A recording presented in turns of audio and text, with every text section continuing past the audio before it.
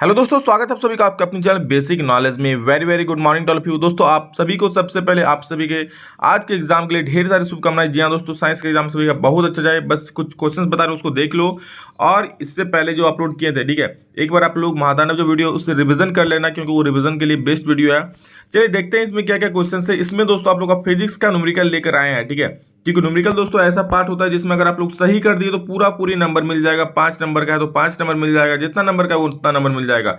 बस कुछ फॉर्मूले हैं सिंपल सिंपल से, उसको देख लो और समझ लो, बिल्कुल आएगा तो फोड़ कराओगे आप। चलो देख लेते हैं क्या क्या क्वेश्चन है और इसको आप लोग किस प्रकार से सॉल्व करोगे अपने परीक्षा में आज में और धमाका मचाओगे।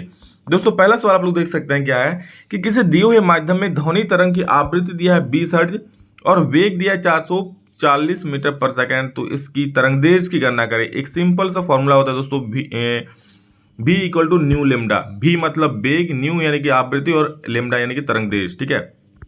जो दिया है उसको लिख लो पहले।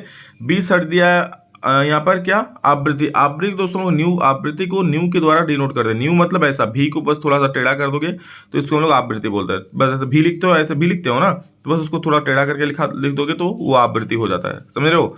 और यहाँ पर वेग कितना दिया, 440 मीटर पर सेकंड। देखिए भी बराबर 440 मीटर पर सेकंड। न्यू, इसको न्यू पढ़ते हैं, न्यू बराबर 20 हर्ट्ज। अब हम लोग जानते हैं भी इक्वल क्या होता है, न्यू लेमडा, ठीक है। ये फॉर्मूला हो गया, भी इक्वल टू न्यू लेमडा। देखिए ये फॉर्मूला आपको याद रखना ही है, रखना है, भी इक्वल टू न्यू लेमडा, बस याद रख लो। सिंपल तो सिंपल छोटा सा फॉर्मूला है। बस भी दे देगा, न्यू देगा तो लेमडा निकालना है, लेमडा दे देगा, न्यू दे देगा तो भी निकालना है, इस पर लेमडा दे देगा, भी देगा तो न्यू निकालना है। मतलब कुछ भी निकालना होगा आप लोग को, दो चीज दे देगा। तो भी दिया 440, न्यू बराबर 20 दिया हुआ, लिख दिए, लेमडा निकालना है। तो इधर 20 गुना में हो जगह बटा हो गया, इसको काट देना, 22 बार में कट जाएगा। तो ये आप लोग का सिंपल सा आंसर हो जाएगा, समझ रहे हो। बस इतनी सी है, इतना सा ही आसान है। आगे दो क्या है, एक लैंप 10 सेकंड में 100 जूल विद्युत ऊर्जा की खपत करता है, इसकी शक्ति क्या है, यानी कि पावर निकालना है। शक्ति यानी कि पावर क्या दिया है, टाइम दिया है और इतना ऊर्जा खपत करती है। देखिए ऊर्जा कर सकते हो, इसको वर्क में भी लिख सकते हो, ठीक है, कि हाँ इतना कार्य कर रहा है वो। ऊर्जा को आप लोग वर्क के रूप में भी लिख सकते हो कि वहाँ इतना कार्य कर रहा है। तो टाइम बराबर दिया है 10 सेकंड और वर्क बराबर दिया है 1000 जूल, तो मैंने लिख दिया 1000 जूल। याद रखना पावर का सिंपल से फॉर्मूला होता है P इक्वल टू W/T, ठीक है, या फिर आप ऐसे भी लिख सकते हो W equal to P into T। ये पावर का फॉर्मूला होता है। वर्क, देखिए वर्क कार्य बोलो या फिर यहाँ पर ऊर्जा बोलो, बात सेम पड़ेगा, समझ रहे हो। कार्य लिखो या फिर ऊर्जा लिखो, बात सेम ही पड़ेगा। इसलिए कहीं अगर कार्य का इस्तेमाल कर रहे हो तो उसको ऊर्जा भी कह सकते हो, कहीं पर ऊर्जा का इस्तेमाल कर रहे हो, ऊर्जा शब्द का, तो उसको कार्य भी लिख सकते हो। तो P equal to work by time हो गया। वर्क कितना है 1000 जूल बटे टाइम कितना है 10 सेकंड, तो बस काट दो, यहाँ पर 100 वाट आप लोग का आंसर हो जाएगा। सिंपल सा, क्योंकि पावर कैसा यूनिट क्या होता है, वाट होता है, W से वाट। अगला सवाल, और ये बहुत फेमस सवाल है दोस्तों, आप सभी को बहुत ज्यादा कंफ्यूजन भी था इसमें। देखो क्या है, और ये आएगा तो 5 नंबर में आएगा। देखो क्या है, 1500 किलोग्राम द्रव्यमान की कार 30 किलोमीटर प्रति घंटा के वेग से चल रही है। वेग को 60 किलोमीटर प्रति घंटा बढ़ाने में किया गया कार्य ज्ञात कीजिए। सबसे पहले देखो क्या दिया उसको लिख लो। द्रव्यमान कितना दिया है दोस्त, द्रव्यमान दिया है 1500 किलोमीटर पर आवर, ठीक है। द्रव्यमान यानी कि m, मास दे दिया है। उसके बाद पहले वेग कितना था, तो 30 किलोमीटर प्रति घंटा था, और वेग चल रही है और वेग कितना हो जा रहा है 60 किलोमीटर प्रति घंटा। इतना बढ़ाने में कितना कार्य किया जा रहा है। तो प्रारंभिक वेग यानी कि u बराबर कितना था 30 किलोमीटर पर आवर, उसको मीटर में पर सेकंड में चेंज कर लिए। कितना से गुना करेंगे, तो याद रखना जब भी किलोमीटर प्रति घंटा को आप मीटर प्रति सेकंड से चेंज करोगे तो उसको 5/18 से गुना कर देना। 30 है तो 30 को 5/18 से मैंने गुना कर दिया, और काट कूट के जो आया आप लोग को 25/3 मीटर पर सेकंड। उसी प्रकार नेक्स्ट है क्या, 30 से 60 हो जा रहा है तो 60 भी हो गया फाइनल वेग, अंतिम वेग। तो 60 किलोमीटर पर आवर को भी आप किस में, मीटर पर सेकंड में चेंज कर दोगे, तो 5/18 से गुना कर दोगे। तो यहाँ पर देखो काट देना, 6×8 1460, और ये 50/3 आप लोग का यहाँ पर हो जाएगा, समझ रहे हो। अब निकालते हैं हम किया गया कार्य। याद रखना किया गया कार्य बराबर होता है गतिज ऊर्जा में परिवर्तन। क्या, किया गया कार्य बराबर गतिज ऊर्जा में परिवर्तन। यही ना होगा कि पहले तो इतना ऊर्जा था, अब यहाँ से लेकर के इतना हो गया वेग, तो कितना कार्य किया गया, मतलब कितना गतिज ऊर्जा बढ़ा, तो कितना बढ़ा हम लिख देंगे। फाइनल कितना था, अंतिम गतिज ऊर्जा क्या था, हाफ mv², और पहले क्या था हाफ mu²। बस सबका वैल्यू पुट कर दें, हाफ m है दोनों में कॉमन ले लिए, तो v² माइनस u² हो जाएगा हाफ 1/2 इंटू m जो है 1500, और v का स्क्वायर नहीं 50/3 का स्क्वायर, माइनस u का स्क्वायर नहीं 25/3 का स्क्वायर, बस को स्क्वायर कर लेना। और ये तो 1500 2 से कट जाएगा 750 बार में, और 50 का स्क्वायर 2500, 3 का स्क्वायर 9, यहाँ 25 का स्क्वायर 625, 3 का स्क्वायर 9, 9 का एलसीएम ले लेना, 2500 में 625 जाएगा, तो क्या बच जाएगा यहाँ पर 1875 बच जाएगा। समझ रहे हो। और बट्टा में क्या 9 हो जाएगा। इसको काट देना, देखना 3 बार से, 3 3 9 और 3 को 250 से काट दोगे 750 कट जाएगा। और यहाँ पर 3 को फिर से काट दो, इसको 625 से कट जाएगा।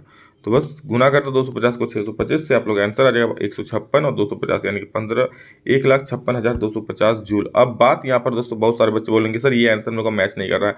तो देखो ये जो है सटीक तरीका है, कहीं भी कोई गलत तरीका नहीं है, ठीक है। तो इससे बना रहे हो जितना आंसर आ रहा है, हाँ इसको अगर बट्टा में कर दोगे, इसको अगर आप पॉइंट में ले आओगे तो आपका आंसर कुछ और आ जाएगा।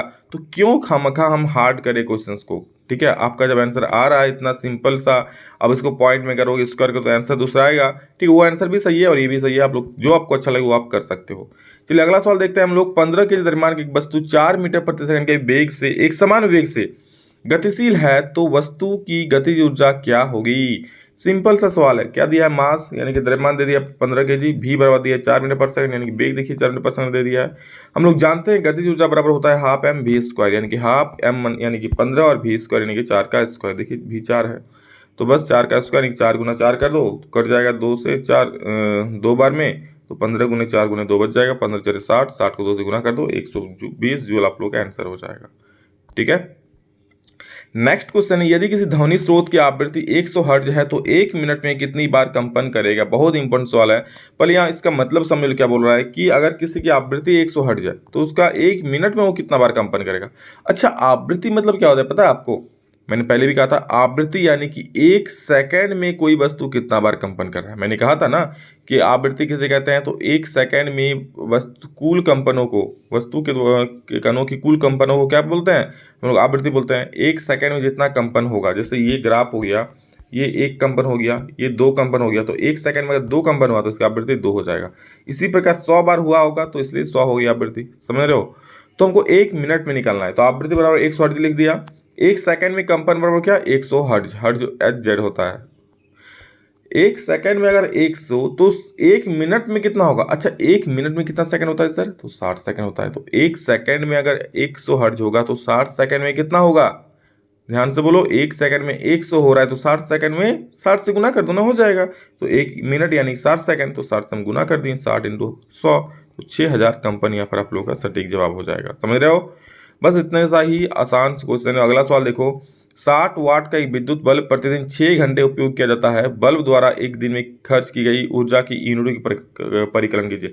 सिंपल सा मैंने आपको फॉर्मूला बताया कि पावर इक्वल टू होता है वर्क बाय टाइम। इसी फॉर्मूला को याद रखना है जब भी आपको विद्युत से संबंधित कोई भी सवाल पूछे, बस P equal to work by time याद रखना, या फिर W equal to P × T, बस इसी से निकलता है ना। W T बटा में उधर गुना कर दो तो P × T हो जाएगा। तो देखो कैसे किया मैंने, यहाँ पर इतना वाट यानी कि P दे दिया है 60 वाट, और क्या दिया है इतना घंटा यानी टाइम इक्वल टू 6 घंटा, और किस में निकालना है खर्च की ऊर्जा को, यूनिट में।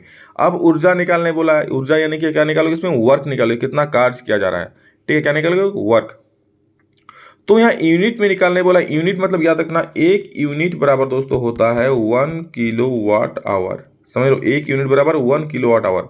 तो हम इसको पहले किस में निकाल दे रहे हैं, ये वाट में है, इसको किलोवाट में बदल दे रहे हैं, तो वाट को किलो में बदलेंगे तो 1000 से भागा दे देंगे, तो यहाँ पर आ जाएगा 0.06 वाट किलोवाट। अब सर बोले किलोवाट में क्यों बदल दिए, क्योंकि आप लोग जब यूनिट में निकालोगे तो उसमें किलोवाट आवर होता है, तो किलोवाट मैंने पहले ही चेंज कर दिया, और ये आवर में तो है ही। अब ऊर्जा यानी कि कह सकते हो वर्क, तो हम लोग जानते हैं कि W इक्वल टू होता है P × T, यानी कि ऊर्जा बराबर हो जाएगा P × T। तो P कितना है 0.06, T कितना है 6।